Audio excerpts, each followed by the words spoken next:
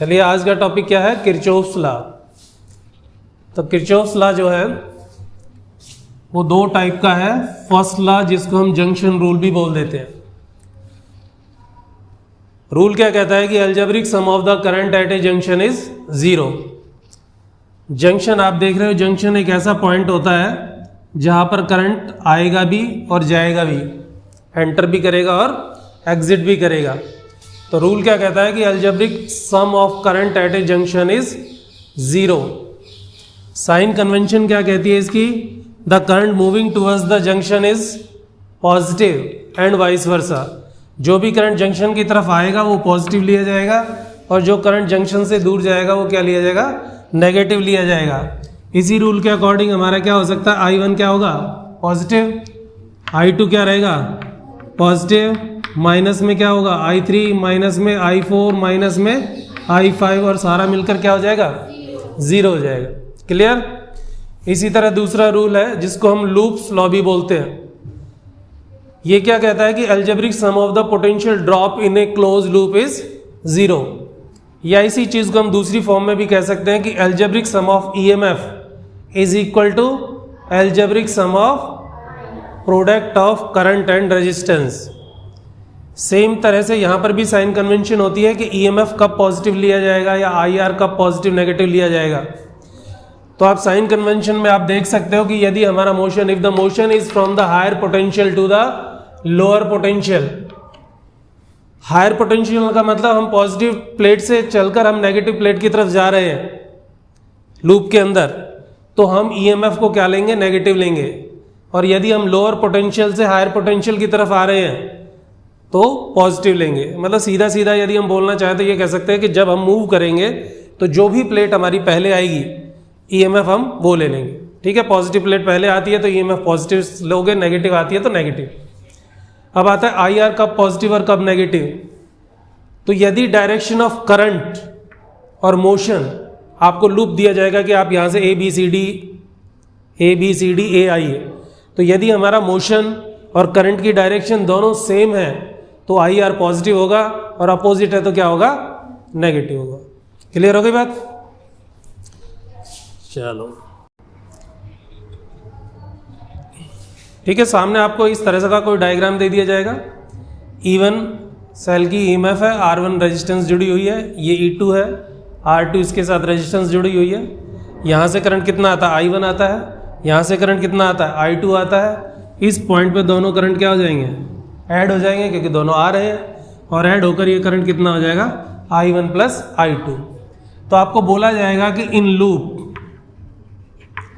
ABEFA, ये loop यदि आपको दे दिया जाता है तो आप इसमें इक्वेशन बनाइए।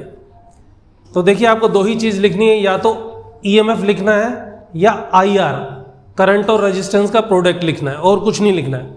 अब आप A से B तक चलोगे तो यहाँ पर कोई रेजिस्टेंस है, कोई रेजिस्टेंस नहीं है, सिर्फ करंट है। करंट भी कितना है, I1 है। अब आप B से लेकर C तक जाते हो तो आप देख रहे हो रेजिस्टेंस भी है, करंट भी है, तो IR लिखा जाएगा। तो हम क्या लिखेंगे, I1 प्लस I2 इंटू में R3। इज इट पॉजिटिव और नेगेटिव, क्या ये पॉजिटिव लिया जाएगा, नेगेटिव लिया जाएगा।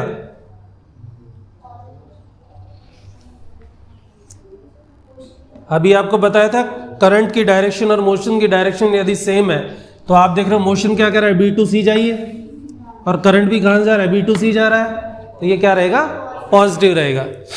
अब आप देखिए E से लेकर F तक जाते हो आप, कोई रेजिस्टेंस है, करंट है, सिर्फ नहीं लिखना। यहां से लेकर यहां तक रेजिस्टेंस है, जो करंट है, जैसे I1 इधर से आ रहा है, I1 यहां से लेकर यहां तक सारे में I1 रहेगा। इस पूरी आर्म में यहां से लेकर यहां तक I1 रहेगा। क्लियर है। तो यहां पर करंट कितना है, I1, और क्या हो गया, R1। क्या ये पॉजिटिव होगा, नेगेटिव होगा, पॉजिटिव, क्योंकि सेम कंडीशन, दोनों की डायरेक्शन सेम है। अब देखिए हमारा हम मूव कहां कर रहे थे, हायर पोटेंशियल से लोअर पोटेंशियल। इसका मतलब जब हम यहां से यहां आए तो पहले कौन सी प्लेट आई है, नेगेटिव आई है, तो नेगेटिव आई है तो minus E1 should be equal to 0। इस तरह से आप इक्वेशन बनाओगे। क्लियर होगी बात। और दूसरा देख लीजिए, in loop B C D E B, ठीक है, ये लूप ले लेते हो आप। तो गुलाब साहब बता क्या होगा?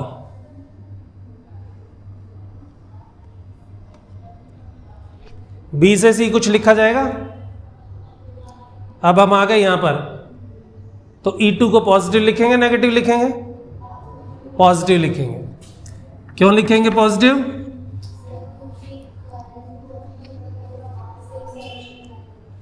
क्योंकि करंट और वो चक्कर नहीं है, क्योंकि हमारा सेल वाला कॉन्सेप्ट जो भी पोटेंशियल, तो पॉजिटिव प्लेट पहले आ रही है तो इसलिए ईएमएफ पॉजिटिव होगी।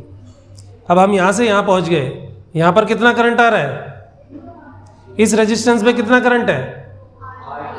I2, तो क्या हो जाएगा? I2 R2। इसके आगे सिंबल क्या रहेगा, नेगेटिव या पॉजिटिव? इसके आगे नेगेटिव रहेगा। क्यों? मोशन का अपोजिट डायरेक्शन। गुड, क्योंकि देख रहे हो आप करंट आ रहा है इधर और हमारा मोशन हो रहा है इधर, इसलिए नेगेटिव। यहां से यहां तक कोई रेजिस्टेंस नहीं, कुछ नहीं, फिर यहां से यहां तक करंट ये रहा, क्या हो जाएगा? I1 प्लस I2 और इंटू R3, सिंबल क्या रहेगा इसके आगे? नेगेटिव, और शुड बी इक्वल टू। तो इस तरह से आप इक्वेशन बनाओगे और इक्वेशन बनाकर आपको न्यूमेरिकल दिए जाएंगे, वो सॉल्व करोगे, ठीक है।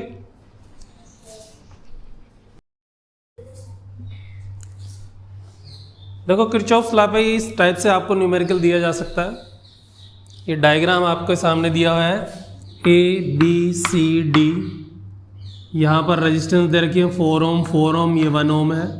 यहाँ पर एक सेल दी हुई है 10 वोल्ट जिसका पोटेंशियल है, ये भी 2 ओम है, 2 ओम है, और ये एक सेल है 5 वोल्ट की। अब देखिए यहाँ से हम मानते हैं कि करंट आ रहा है, कितना करंट आ रहा है? I1 मान लिया। अब ये जो करंट यहाँ पर I1 आया, तो इस करंट में से I2 इधर चला गया, तो ये वाला करंट कितना बचा? I1 माइनस I2 हो गया। इसी तरह से इधर से मान लीजिए करंट I3 आ रहा है, I3 इधर से आया, I2 इधर से आया, तो ये वाला करंट कितना हो गया? ऐड हो गया, I2 प्लस I3 हो गया। अब आप देख रहे हो I2 प्लस I3 यहाँ पे आया, तो इधर ये कौन सा करंट गया? I1, तो ये वाला करंट कितना बचेगा? I2 plus I3 minus I1। Clear हो गया? अब आप देखिए इधर से करंट आ रहा है I1 माइनस I2, और इधर से कौन सा करंट आ रहा है? I2 plus I3 minus I1। ये दोनों ऐड होंगे, तो देखो I1 plus I1 minus cancel, I2 minus I2 plus cancel, तो ये कौन सा करंट रहेगा? I3 रह जाएगा। मीन्स जिस सेल में से जितना करंट एग्जिट होगा उतना ही करंट आपको एंटर करके दिखाना होगा। क्लियर हो गई बात? अब आप कोई भी लूप ले सकते हो। आप लूप ले लेते हो जैसे A C D A, ये लूप ले लिया, एक इक्वेशन बनेगी इसमें से, इक्वेशन बनेगी, पेन हिलाने से काम नहीं चलेगा। अब आप देखो A C D A, ये वाला लूप ले रहे हो। अब आप चलो यहां से इस वाले में, तो पहले आप यहां जाते हो तो ये ईएमएफ कितना हो गया? पॉजिटिव प्लेट आई है, तो कितना हो गया? 10 आ जाएगा, प्लस का रहेगा। अब आप यहां पे जाते हो, करंट आ रहा है हमारा इधर, लेकिन हमारा मोशन है इधर, रेजिस्टेंस है 1, करंट है I1, तो प्लस में क्या रह जाएगा? माइनस में I1 हो जाएगा।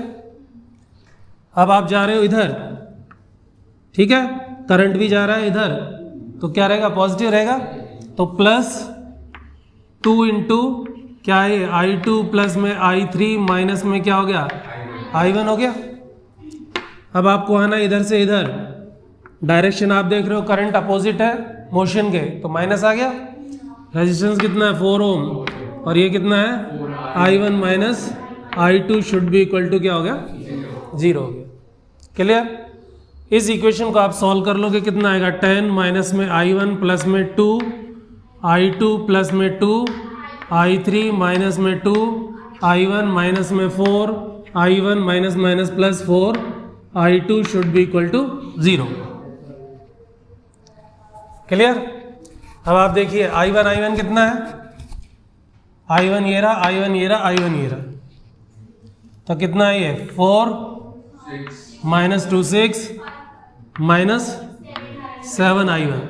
I2 देखो I2 ये रहा I2 ये रहा प्लस में 6 I2 plus 2 I3 should be equal to minus 10 कर सकते हो।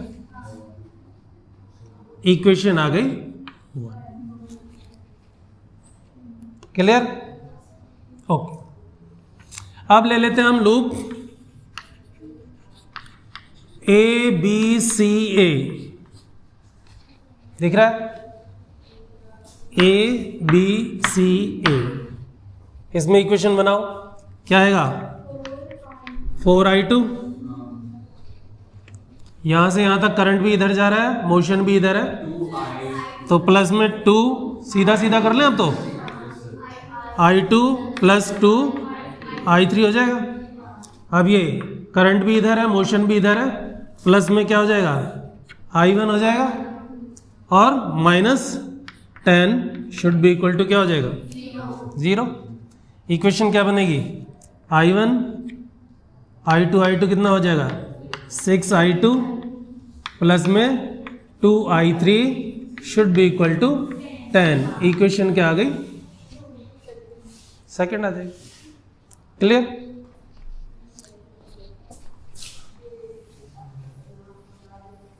कुछ न्यूमेरिकल में ऐसा होगा कि 2 ही इक्वेशन से आपका काम चल जाएगा, लेकिन कईयों में आपको 3 इक्वेशन बनानी पड़ सकती है।